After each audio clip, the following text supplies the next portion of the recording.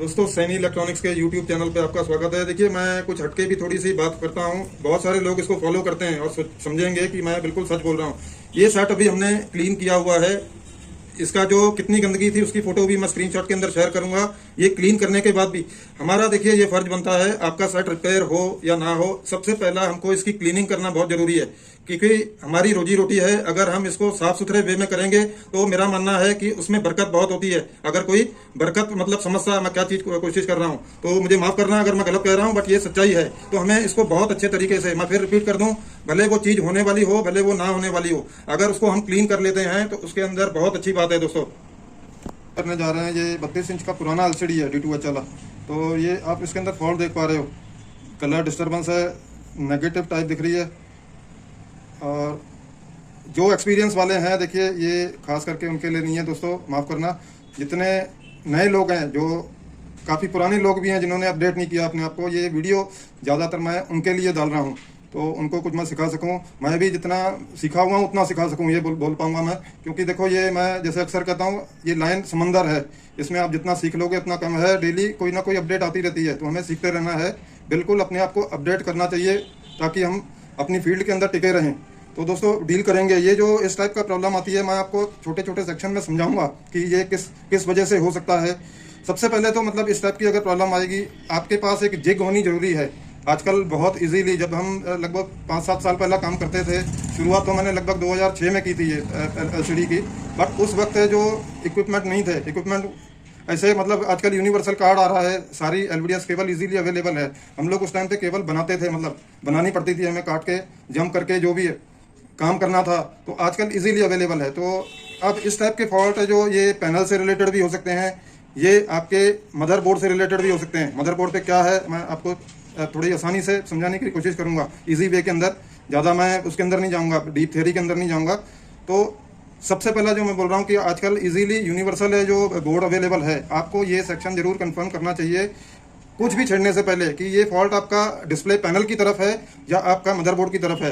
अब ये क्योंकि मुझे एक्सपीरियंस है, मैं ये देख पा रहा हूँ, मुझे लग रहा है कि इसकी मैपिंग चेंज हुई है, बट मुझे क्योंकि कुछ चीज़ सिखानी है या मुझे बताना है, सिखाना वर्ड मैं नहीं यूज़ करूँ तो अच्छा है, मुझे कुछ चीज़ शेयर करनी है आपसे।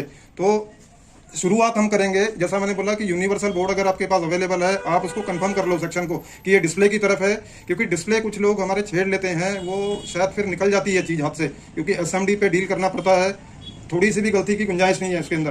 तो मेरी बात को समझिए दोस्तों, आप क्या क्या आपको चेक करना है ये मैं शुरू से बताऊंगा, मतलब मैं मदरबोर्ड से लेके आपको डिस्प्ले पैनल तक।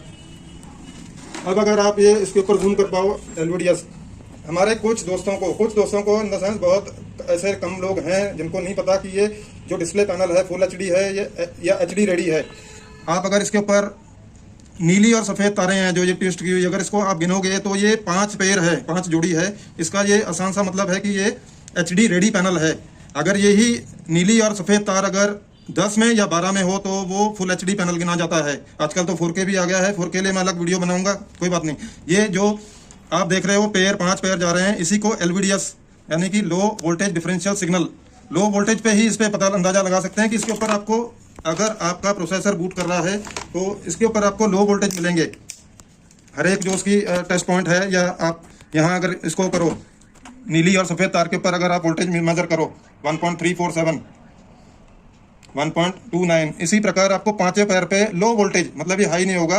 प्लस ये आपको पता है रेड वाली तार है जो आपकी जो VCC है पैनल की, जो कि मदरबोर्ड पे स्विच होके फिर पैनल पे जाती है।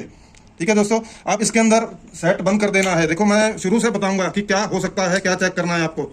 अब आपको क्या करना है, इसको मीटर को रेजिस्टेंस रेंज पे रख के आपको ये जो पहली पैर है, ये लगभग आप जब इनको आपस में मेजर करोगे, माफ करना सेट बंद नहीं हुआ था मेरे से, तो ये आपको रेजिस्टेंस शो करेगा। आप देख पा रहे हो लगभग 88.9। दूसरा पैर भी आप चेक करोगे, वो पैर में भी लगभग आपको यही रेजिस्टेंस मिलेगी। तीसरा से लेके भी समझो मैंने 5वां पैर चेक कर रहा हूँ मैं। ठीक है दोस्तों, ये जो फॉल्ट है इसके लिए आपको पैर की आपस में रेजिस्टेंस जरूर मेजर करनी है। अगर कोई इसके अंदर लीकेज या आपस में शॉर्ट भी हो जाते हैं कई बार, तब भी आपको ये फॉल्ट मिल सकता है। और आपको ग्राउंड से भी चेक करनी है ये, क्योंकि एक फॉल्ट आता है, आपने देखा होगा कि ये बर्निंग मोड ऑन हो जाता है, मदरबोर्ड से रिलेटेड प्रॉब्लम होता है तो कोई पेयर शॉर्ट हो जाता है बिल्कुल, या ग्राउंड से शॉर्ट दिखाएगा आपको या लीकेज दिखाएगा या फिर आपस में पेयर शॉर्ट हो जाते हैं, तब वो क्या करता है आगे आपको बर्निंग मोड में पैनल दिखाएगा, डिस्प्ले है जो। तो उसके अंदर बहुत मैं क्लियरली बोलता हूँ कि एक जिग बना के रखो। आप मदरबोर्ड है जो यूनिवर्सल लगा के आपकी पैनल की तरफ का फॉल्ट है या आपके बोर्ड की तरफ का फॉल्ट है, ये आपको जरूर जान लेना है, क्योंकि छेड़छाड़ हो जाती है तो थोड़ी सी गड़बड़ हो जाती है। अब हम क्या है और भी आगे जानेंगे कि अगर मदरबोर्ड की फॉल्ट नहीं है, सपोज पैनल की तरफ फॉल्ट है, तो वो क्या क्या हो सकता है, मैं आपको आसान तरीके में मैं आपको समझाने की कोशिश करूंगा। मैंने दोस्तों आपको एक पार्ट समझाया कि ये जो आगे आप फॉल्ट देख रहे हो ये आपका एलवीडीएस सिग्नल से रिलेटेड फॉल्ट हो सकता है। अब क्योंकि ये चीज़ मैंने कंफर्म कर ली है, मेरा प्रॉब्लम है जो वो मैपिंग से रिलेटेड है, वो सॉफ्टवेयर से रिलेटेड है लगा लो, या तो इसकी मैपिंग ये कार्ड के अंदर चेंज हो जाती है, तो वो सिर्फ मैपिंग सेटिंग करनी पड़ती है हमें। बट मैं आपको अगर ये समझाने की कोशिश कर रहा हूँ कि अगर आपने मदरबोर्ड लगा लिया और आपका फॉल्ट ये पैनल डिस्प्ले पैनल की तरफ है, आपने बिल्कुल 100% कंफर्म कर लिया कि फॉल्ट आपका पैनल की तरफ है, तो मैं वो समझाने की कोशिश करूंगा। अब जैसे कि मैंने एक डिज़ाइन उठाया, ये एक टीकॉन है, स्केलर लगा लीजिए, ये इस डिस्प्ले का नहीं है बट सिर्फ ये जानकारी देने के लिए मैंने ये उठाया है, ठीक है जी। अब अगर आप ये सेक्शन पे गौर करो, ये हमारा गामा सर्विस डॉट से जो बने हुए हैं, इसमें आप देख पा रहे हो GM1 2 से लेके GM14, तो ये अलग अलग डिज़ाइन होते हैं। बड़े सेट के अंदर हो सकता है ये सर्विस डॉट थोड़े से ज़्यादा हो, छोटे सेट के अंदर ये चिप ना यूज़ करके वो रेजिस्टेंस नेटवर्क यूज़ करते हैं, तो अलग अलग डिज़ाइन है। डिज़ाइन आपको देखना है, फिर आपको टैकल करना है। अब गामा अगर आसानी से अगर हम चेक करें, अगर ये 12 वोल्ट का पैनल है तो गामा जो 1 है वो AVDD, मैं ये भी आपको बूस्ट का भी सारा मैं आपको एक वीडियो बनाऊंगा। जो गामा 1 है लगभग 16 से 17 वोल्ट आपको आसानी से यहाँ पे मिलेंगे, ठीक है जी। ये जो गामा 1 पे अगर समझो 16 वोल्ट है, ये गामा 2 पे थोड़े से कम हो जाएंगे डिज़ाइन के, उससे जैसा डिज़ाइन होगा उसके हिसाब से ये थोड़े से कम होंगे। 3 पे अगर आप देखोगे वो समझो 1 पे 16 है, 2 पे 14.5 है, तो 3 पे थोड़े से वो कम होंगे। इस तरह ये धीरे धीरे कम होते होते ये 14 पे 0.3-0.4 के लगभग रह जाएंगे। और अगर ये डिफरेंस है जो समझो 1 में 2 में 3 में 4 में 5 में वो सीढ़ी उतर रहा है, 6 में अगर वो सीढ़ी ऊपर चढ़ गया, तो ये इस टाइप की प्रॉब्लम आपको आनी है, वो आपको टैकल करना होगा। क्या है, ज़्यादातर सोनी के अंदर हम देखते हैं जिसके अंदर अलग से चिप लगी हुई है गामा वाली AS15, वो खराब हो जाती है। अब इसके अंदर ये एक पैकेज है जो कि DC कन्वर्टर आपकी बूस्ट भी बना रहा है और गामा सेक्शन भी आपका इसी चिप से उन्होंने आउट किया है, तो वो डिज़ाइन आपको समझना होगा। मैं दोबारा रिपीट करूंगा, गामा जो आपके सर्विस डॉट हैं 1 से लेके वो 2-3 सीढ़ी उतरेगी, जो वोल्टेज है थोड़े थोड़े, अगर वो लगा लो कि 9 तक सीढ़ी उतर रही है और फिर वो सीढ़ी बढ़ गई, मतलब 9 तक वोल्टेज समझो आपको 5 वोल्ट मिले एग्जांपल, और 10 के ऊपर आपको 8 वोल्टेज मिले, तो ये इस टाइप का प्रॉब्लम आना लाजमी है इसके अंदर।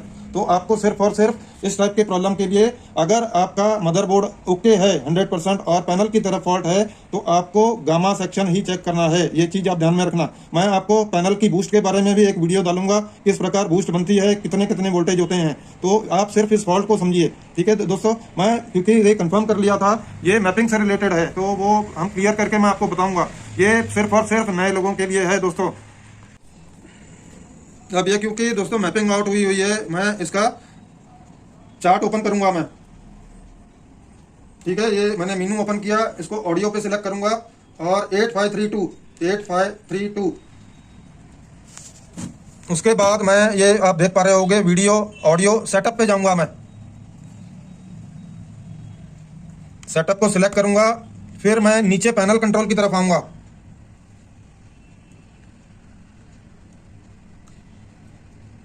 फिर मैं सेकंड जो उसका चार्ट के अंदर सेकंड वो है एलवीडीएस मैपिंग, वो 0 हुआ है, उसको मैं 1 करूंगा। तो आप देख पा रहे हो सिर्फ ये सेटिंग की वजह से था। ये इलेक्ट्रिक के अंदर अगर स्पार्क हो जाता है हल्का सा भी, तो ये इस टाइप का वीडियोकॉन में हमने फॉल्ट देखने को ये हमारे को मिलता है, तो ये चीज़ आप ध्यान में देना। बाकी मैंने सेटों के अंदर बहुत कम देखा है कि मैपिंग चेंज हो जाए खुद ब खुद, और इसके अंदर रिपीट होने के चांस होते हैं। तो इसकी जो फ्लैश आईसी है उसको आपको रीप्रोग्राम करके अगर आप नहीं डाल देते हो तो वो चांसेस कम हो जाते हैं रिपीटिशन के, मतलब रिपीट होने के चांस बहुत कम हो जाते हैं। तो दोस्तों उम्मीद करता हूँ ये छोटा सा वीडियो आपके कोई ना कोई काम में आएगा। बहुत बहुत शुक्रिया। अगर आपको किसी को भी सवाल करना हो तो आप कमेंट सेक्शन के अंदर आप सवाल रख सकते हो, आपको 100% जवाब मिलेगा जितना मैं जानता हूं। अगर मैं नहीं जानता हूंगा तो मैं आपको बिल्कुल उसकी स्टडी करके बिल्कुल समझाने की कोशिश करूंगा दोस्तों। बहुत बहुत शुक्रिया।